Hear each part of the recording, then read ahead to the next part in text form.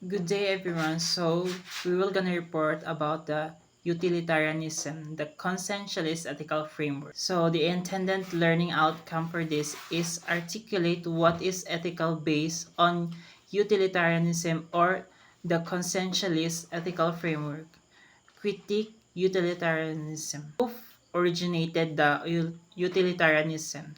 The British philosopher, namely Jeremy Bentham and John Stuart Mill are known to be original advocates of utilitarianism. So, Jeremy Bentham, born on February 15, 1718, London, England, died June 16, 1832, London. English philosopher, economist, and theoretical jurist, the earliest and chief founder of utilitarianism. John Stuart Mill was born on 1806 and died in Avignon on 8 May 1873. He has been called the most influential English-speaking philosopher to the 19th century. Was a British philosopher, economist, and moral and political theorist. So, utilitarianism is a moral theory that focuses on results or consequences of our actions and threats intentions as irrelevance. Utilitarianism is a form of conscientialism and is its name suggests is founded to the principles of utility, meaning that proper of any objects that tend to produce pressures and prevent pain. The aim to the aim of utilitarianism is to maximize utility or happiness and well-being of all effective individuals. An act it is a good moral right if it is promote happiness and bad or immoral if it is tend to produce pain. Example, famous case on Robin Hood who steals properties from the rich and gives them to poor.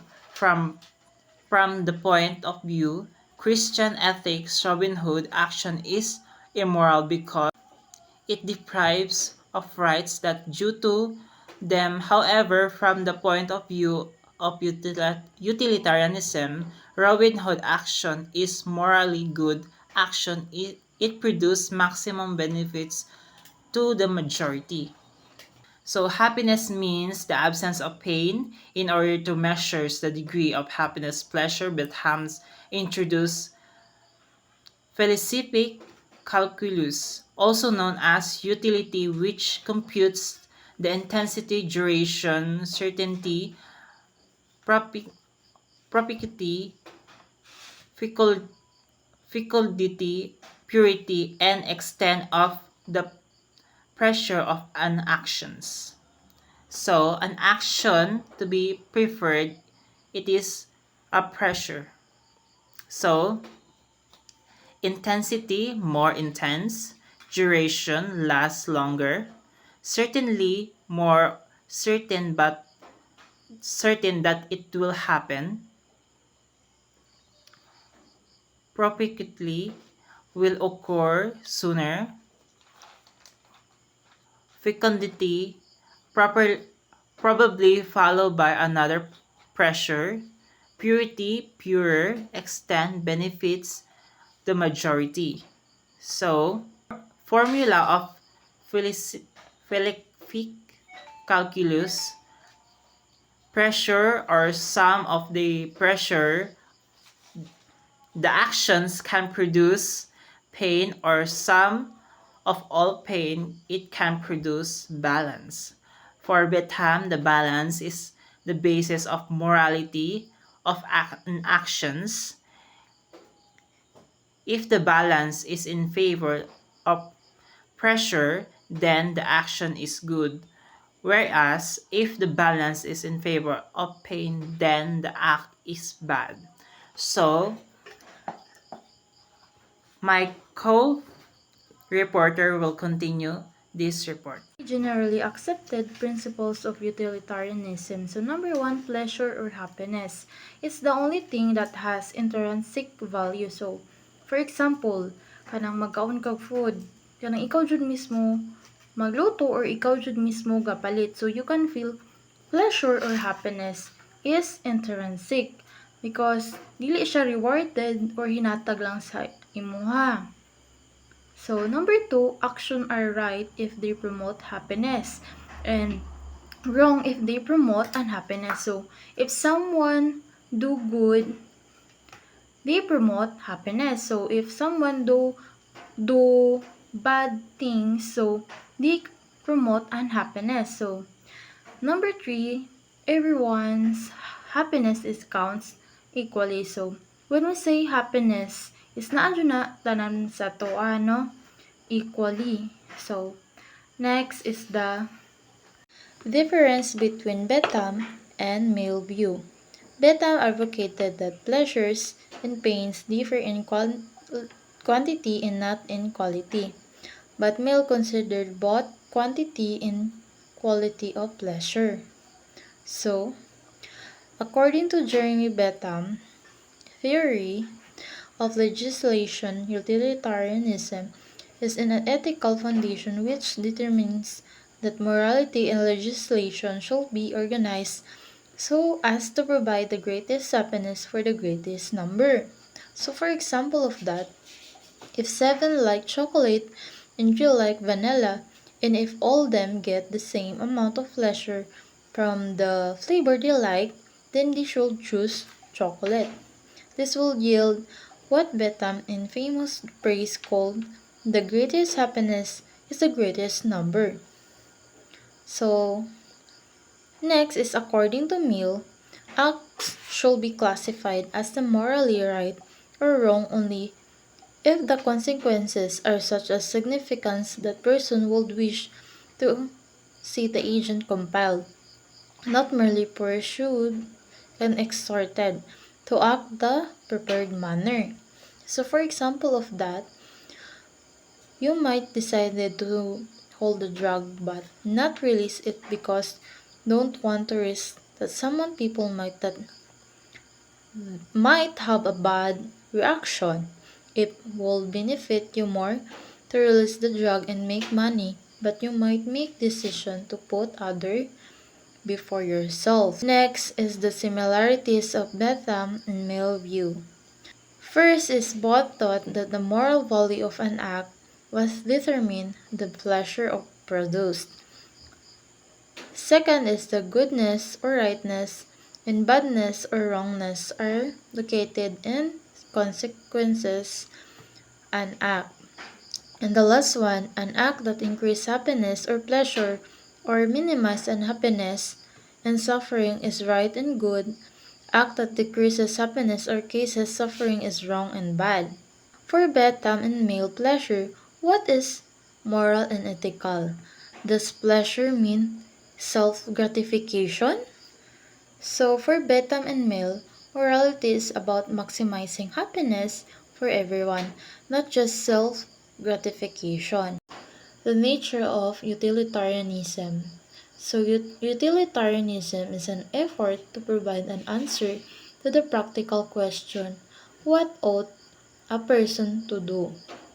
The answer is what a person ought to act so as to maximize happiness or pleasure and to maximize unhappiness or for example kanang mag-share kag pagkaon or a cake sa imong friends instead nga kanang ikaw lang sa imong kagalingon magkaon to maximize the happiness of yourself. Thus another name for utility is the greatest happiness principle. This principle holds that the actions are right in proportion as they tend to promote happiness, wrong as they tend to produce the reverse of happiness. This is the quality greatest good, quantity greatest number of criteria. So, next. Two versions of utilitarianism. Utilitarianism become look at the consequence of each individual act and calculates utility each time to act is performed. Utilitarianism looks at the consequence of having everyone follow a particular rule and calculates the overall utility of accepting or rejecting the rule. What is ethical according to the consequentialist and utilitarianist ethical framework? Which of the ethical is the which gives pleasure and happiness as a consequence? That is what a song in heaven. There is no beer, that's what we drink beer here. Implies that which ethical is which is give the pain and happiness. That which is ethical, that which is produce the greatest good, happiness for the greatest number. So, do you agree that happiness lies in having all the pressure of this world? Is anything wrong with the pressure? The Quintialist framework. It is the Quintialist framework focused on the future effects of the possible courses of action, considering the people who will be directly indirectly affected, will ask about the outcomes and variable in given situation and consider ethical conduct to the whatever will achieve the best consequence. The person using the consequence framework decides to produce the most good.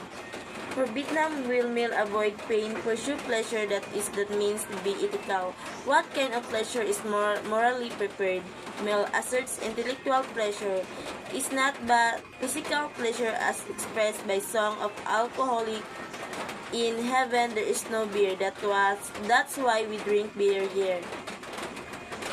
So this kids is for us to know to how to be good while we are here in our life in real situation. So Mill wrote, "It is better to be a human being dissatisfied than a pig satisfied. Better to be Socrates dissatisfied than a fool satisfied. And if the fool or the pig is of a different opinion, it is because they only know their own side of the question. The other party to the comparison knows both sides." By Mill of 1907. This quote means it's better to be unhappy but thoughtful and aware like Socrates, even if it means facing life's challenges, than to be happy but ignorant and unthinking like a pig. The quote suggests that true happiness comes from understanding and engaging with the complexities of life, even if it leads to dissatisfaction. So, critic utilitarianism. Bentham and Mill's utilitarianism has faced several criticisms over the years. Here are a few of the most significant ones. So, utilitarian is overly focused on pleasure and pain. So, critics argue that Bentham and Mill's utilitarianism is too narrowly focused on pleasure and pain as the only measure of happiness. Other aspects of life, such as meaning, purpose, and relationships, are not considered. This narrow focus on pleasure and pain can lead to a shallow and unsatisfying life. So, utilitarian is overly focused on pleasure and pain.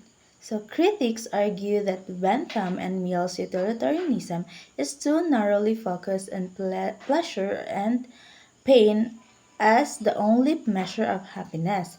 Other aspects of life, such as meaning, purpose, and relationships, are not considered.